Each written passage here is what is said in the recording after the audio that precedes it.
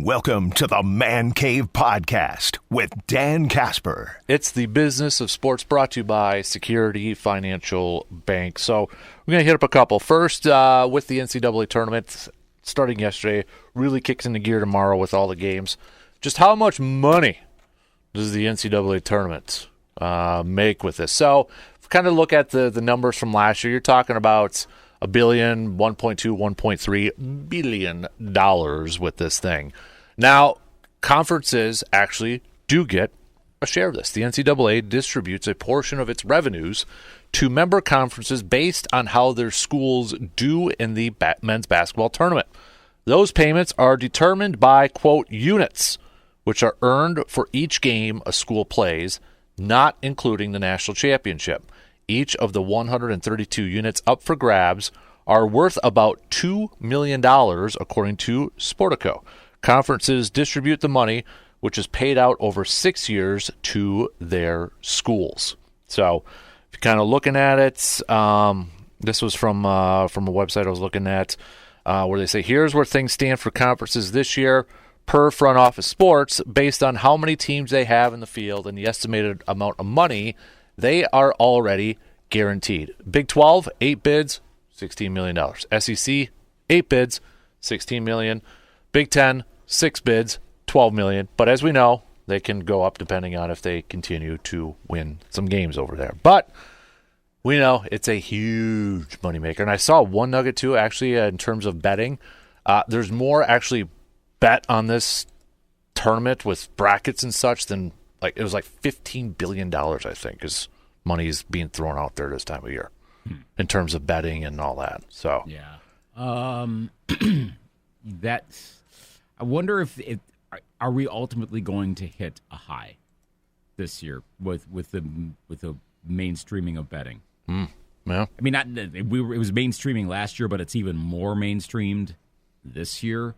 Just the ESPN's Fantasy Challenge got revamped this year. How much of a difference that makes, and how much more money ends up being bet.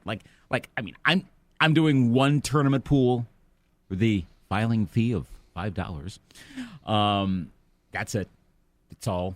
And it's the same picks that I made in the here in the Sports Talk one. That's it. I'm not betting anymore. But I see where the temptation is to do more and more and more and more and more. And it's more open. I mean, my gosh, scrolling through Twitter, I just saw within the past hour how to bet on Caitlin Clark. Oh yeah. I mean, even 5 years ago, I'd be like, all right, who's gonna go to jail because of that? Now, oh, okay. I barely thought twice about it. It's standard to do that. Also, women's tournament betting, I think, because of Caitlin Clark, is going to be huge this year. I mean, in some ways, that tournament excites me more than the men's tournament because I know the figures a little bit more. The teams seem to be a little bit more consistent. I'll be curious to see where the numbers are for the women's tournament because we know this is Caitlin Clark's final one, too. Right. If she goes to the national championship, for example, I mean, now I don't know that we're going to have a situation last year where the men's tournament was way down because of the participants. Right.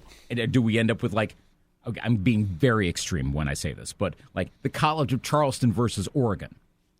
And then if it's Caitlin Clark versus South Carolina, or Iowa, I know, versus South Carolina, or a rematch from last year with all the drama that LSU has had, but still with all the stars that LSU has had versus Iowa, that might outrate the men's tournament if the men's game is more of a, well, how did these teams get there?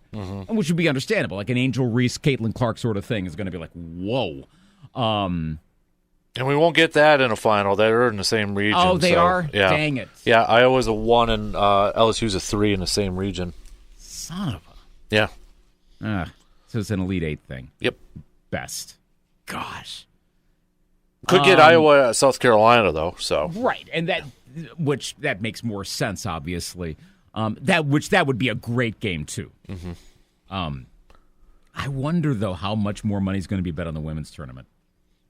I mean, it's going to be higher. I mean, it's going to be an all-time there's got to high. be prop bets for how much like Caitlin Clark's going to score and how many threes and all that. There's got to be stuff like that. Also, if by some odd chance Iowa loses very early on, which I know typically that doesn't happen in women's college basketball, usually the top seeds tend to advance pretty well. Mm-hmm. But if that does happen early on, it's even with all the bigger storylines in women's college basketball, that's going to gut a lot of that. Mm-hmm. A lot of people are paying attention because of her. Right. Understandably so. Absolutely. But also, the sport is moving in the right direction. I can't remember where it was. Was this on a Simmons pod or something like that, where the trajectory of women's college basketball is where men's college basketball was probably in like the 1980s, where it's suddenly getting really bigger and in some ways might actually be eclipsing, well, right now definitely is eclipsing its pro equivalent. But that as those stars migrate, obviously, as they get drafted, the WNBA is going to start getting more populated with them. Mm-hmm. At some point, you're going to start having women's college basketball players going early, maybe skipping basketball. This is a long-term thing, 20, 30 years. But at some point, maybe the women's game gets to where the men's game is right now, where the quality of men's college basketball is not that great.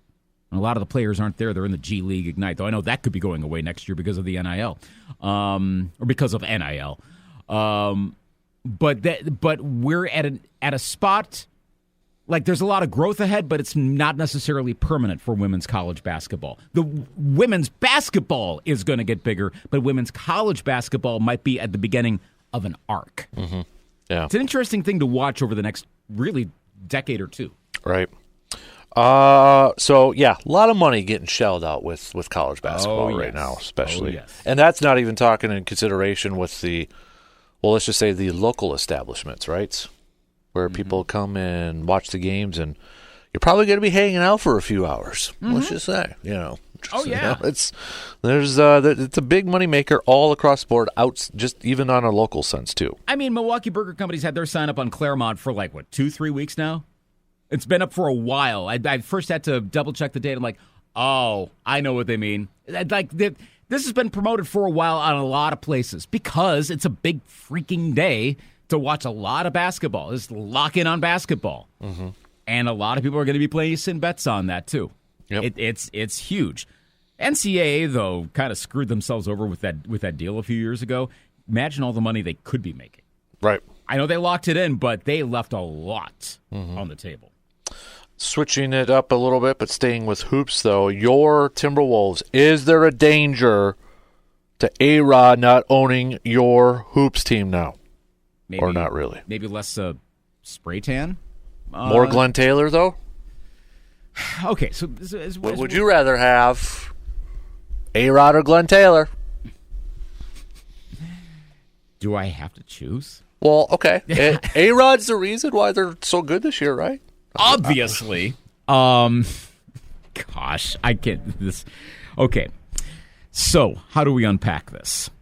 So, Glenn Taylor, yes, this we always have to say, he saved the Timberwolves from moving because they. Okay. To be fair, NBA wasn't going to let him go to New Orleans because the Bob Arum group was way too shady. But he did buy the team. He saved him from maybe a more legit option in the mid-90s. Hasn't been that great of an owner. Let's be real. Because A-Rod is associated with this, and because A-Rod is, let's just say he doesn't have the highest Q rating among sports personalities. It's been ripped. Look, if it's just Mark Lowry, we're not guffawing about the whole thing. If it's just Mark Lowry, you don't know who the heck Mark Lowry is. Yeah, I had to double check his pronunciation a few times, and I kind of knew who he was already, but just because I hadn't heard his name, I'd read his name a lot. But A-Rod is A-Rod. Look, I don't think A-Rod's necessarily making all the decisions here either. I think Lowry probably is more. I think for A-Rod, it's more of a prestige thing. Honestly, I feel like it's going to get done either way. Well, I mean, they got one payment left they got to do? They do, but if they don't come up with the money, like a lot of this could actually fall apart. So do they get reimbursed with all the money they... I think so, because that or they'd have a minority stake or something, so something else would have to happen. Look, A-Rod and Mark Lowry want to have majority control, obviously.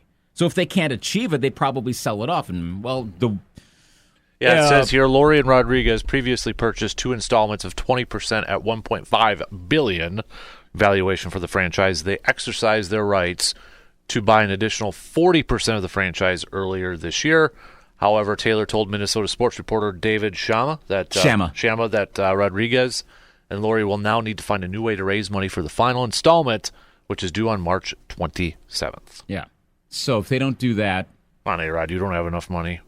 Apparently not. I mean, come on, dude. Well, some of this has to do with that, again, that institutional investment. We're starting to hear about that with regard to the NFL as well. Private investment firms and everything that gets connected to all of those. It gets really thick, trying to untangle a lot of that. So I can see where the NBA is wary of the Carlyle Group getting involved. I know they're already buying, the Seattle Reign, NWSL. They bought that, but that's obviously a different policy in the NWSL than in the NBA, at least as of now.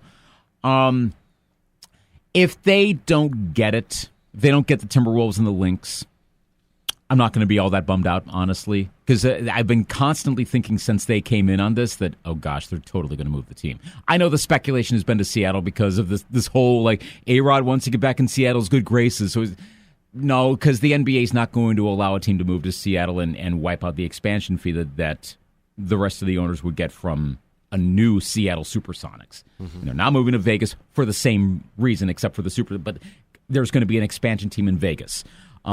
They could make a decent amount of. I don't know the specific, if they have to move, if they can't finalize the deal, is it a straight up you get your money back, or do they sell that portion off, which would be more valuable now than when they started?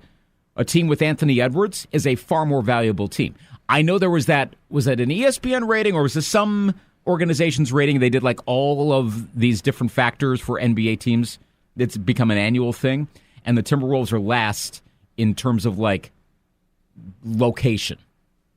And I think a lot of that has to do with it being Minnesota. A lot of players, they simply don't want to be there. If you're going to redo the NBA right now, there would be no team in Minnesota or Wisconsin at all.